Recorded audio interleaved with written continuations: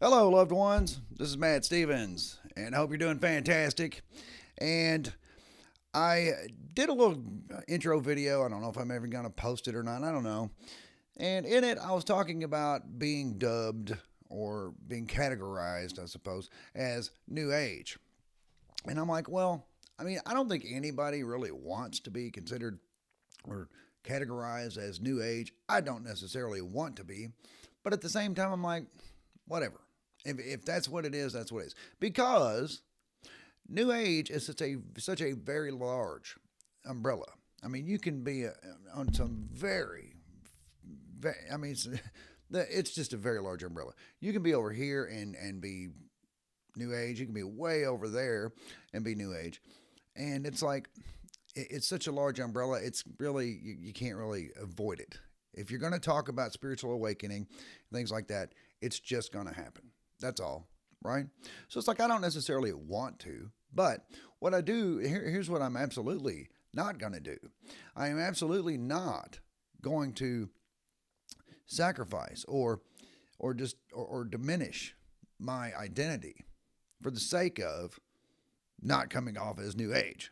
It's like whatever, right? But yes, I'm not going to sacrifice my identity. I'm not going to sacrifice my sense of self, my spiritual awakening, the things that I talk about. It's fine. It's whatever, right? So with that said, I do talk a lot about vibration, frequency, and just all of that. But I also do try to root it in some science. Now, that's not always easy to do because I am a very spiritual person. I don't really do science. I just don't. Never have. And even when I was a kid, I didn't care much for science, just didn't. I was always into the arts.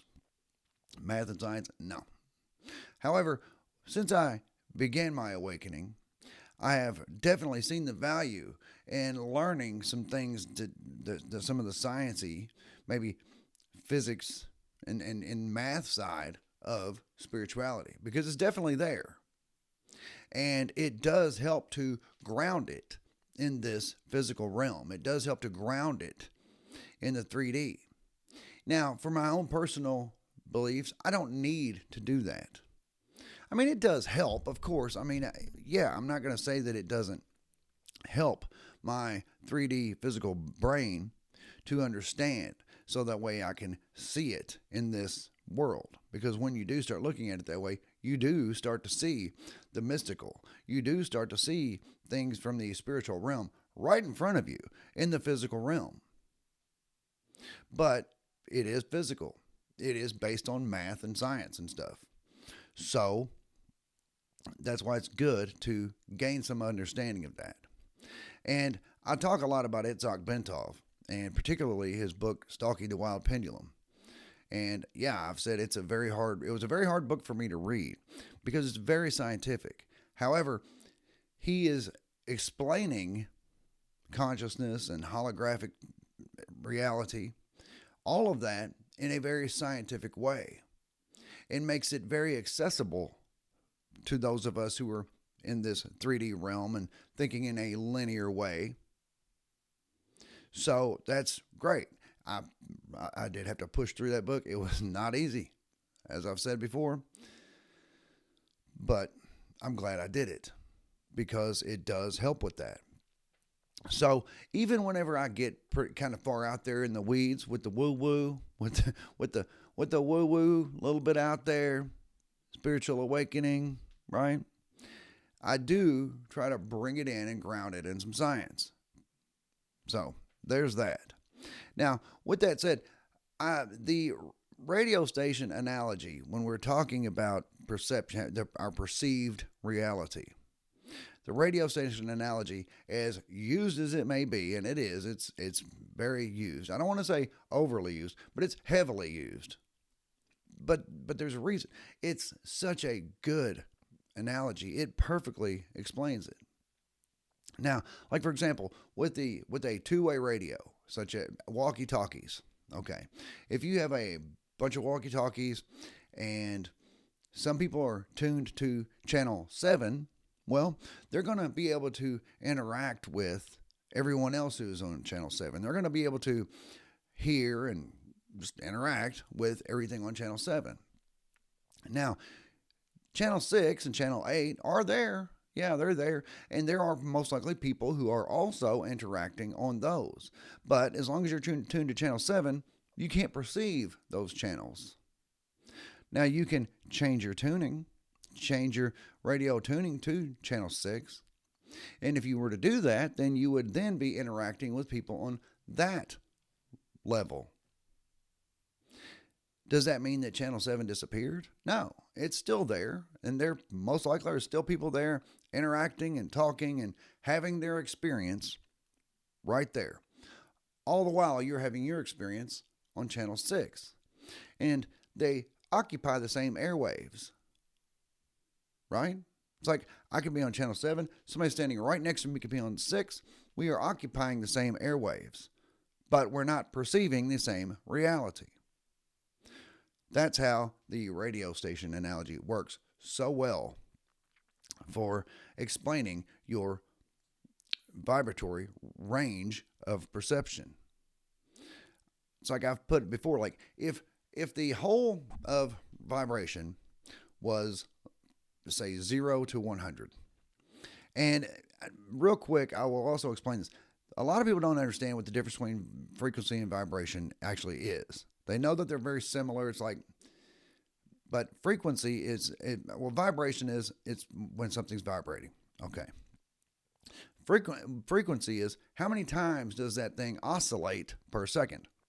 And an oscillation is a full rotation of a vibration. So if it goes here to here, back to here, that's an oscillation. That's an oscillation. How many times it does that per second is what its frequency is. So if it does that 5 times a second, well, then its frequency is 5. If it does it 10 times a second, frequency is 10. That kind of thing. So if we know that all frequency is between 0 and 100, but we only perceive, for our experience, anything from 10 to 20. Now, we do know that there is vibration going on under 10 or over 20.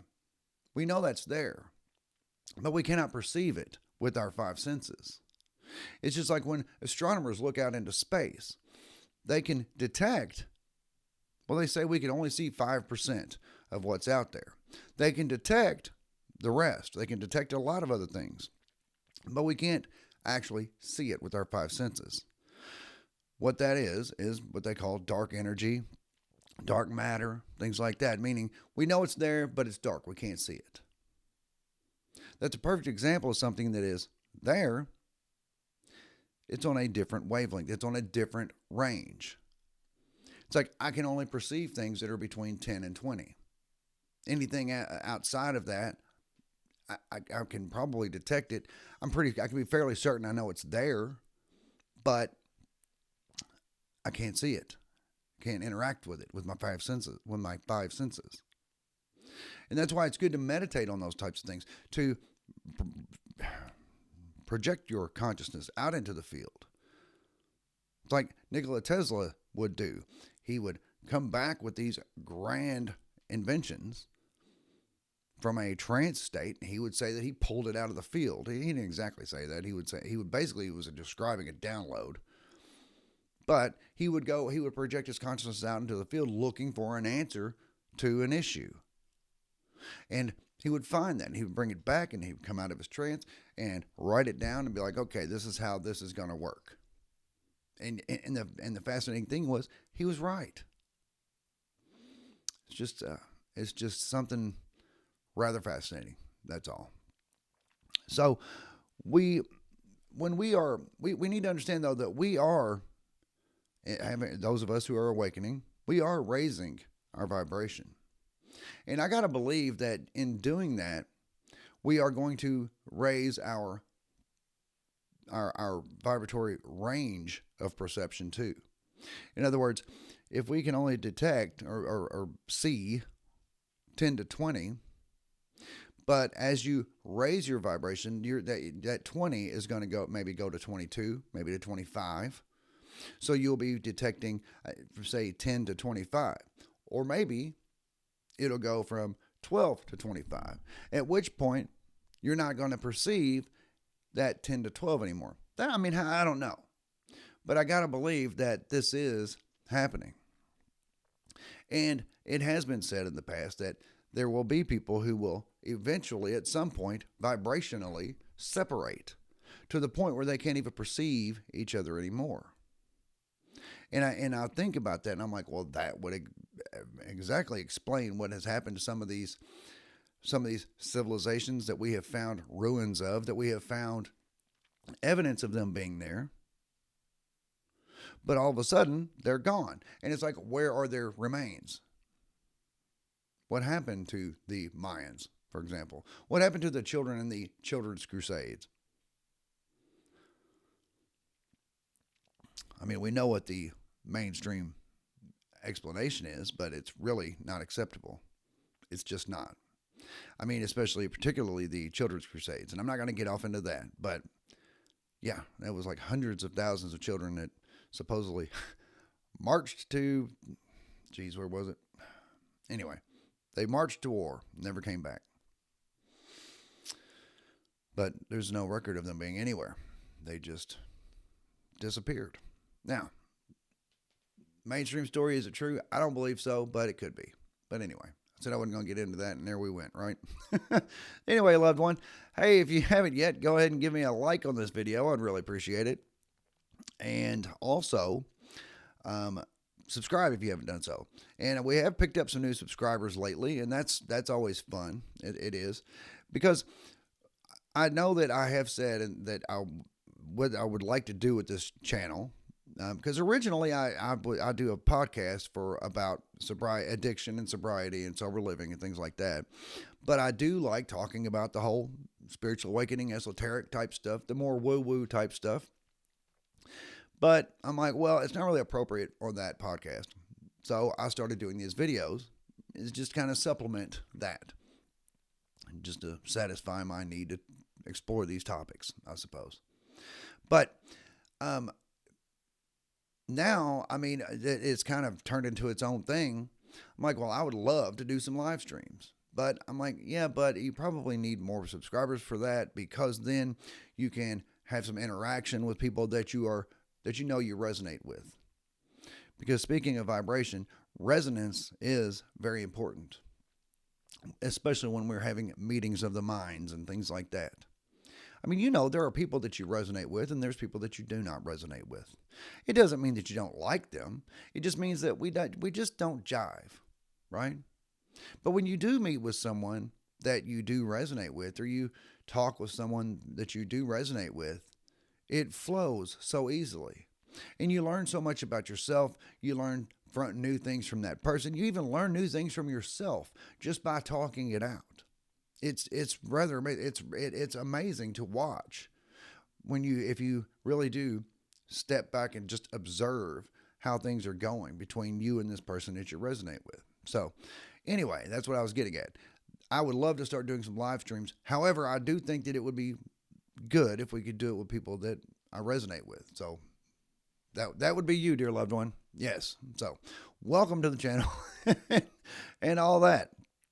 But I've heard of people talk about Ascension, and they think that there's going to be they think there's going to be some event. I hear about this solar flash, and I'm like, okay, I mean, maybe. And the thought is that there's going to be a big flash from the sun. It's going to hit the earth with some big humongous wave of energy, and basically in one fell swoop, separate the awakened from the non-awakened.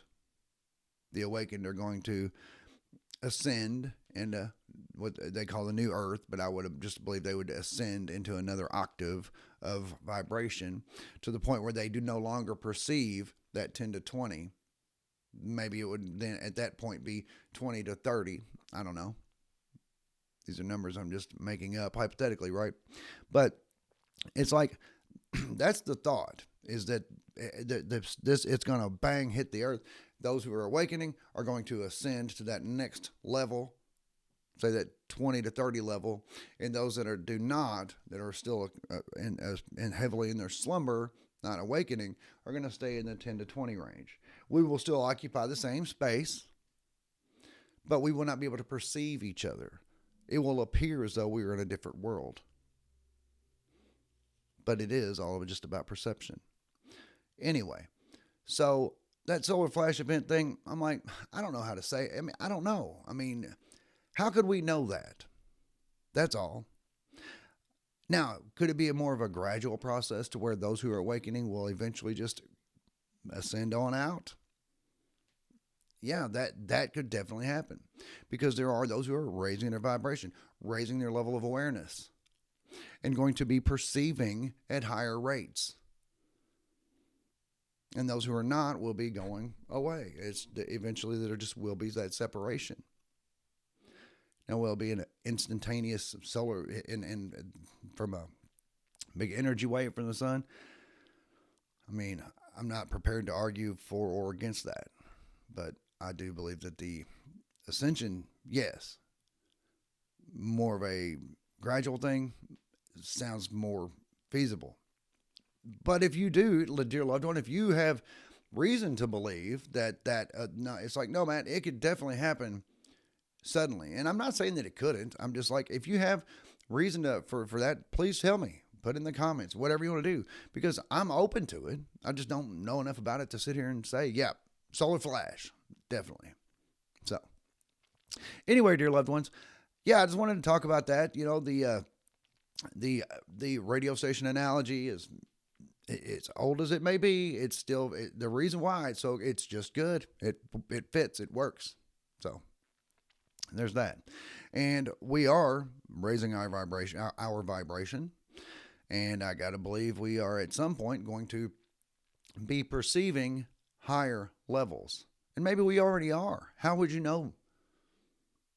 You might be perceiving things that others don't perceive. How would you know? Because I guess if you can be like, do you see that? I don't see that. And they're like, how do you not see that? I mean, I guess that would be how you would do it, but you get what my point is, dear loved one. Anyway, so yes, if you have not subscribed yet, please do so. If you have not hit the like button yet, please do so. Let me know what you think of the whole separation, the ascension, and the separating the awakened from the not awakened at some point. Is it going to be a sudden thing, or is it going to be a gradual thing? But that's what I got for you, dear loved ones. Yep. I love you. I do. And I'll be back directly.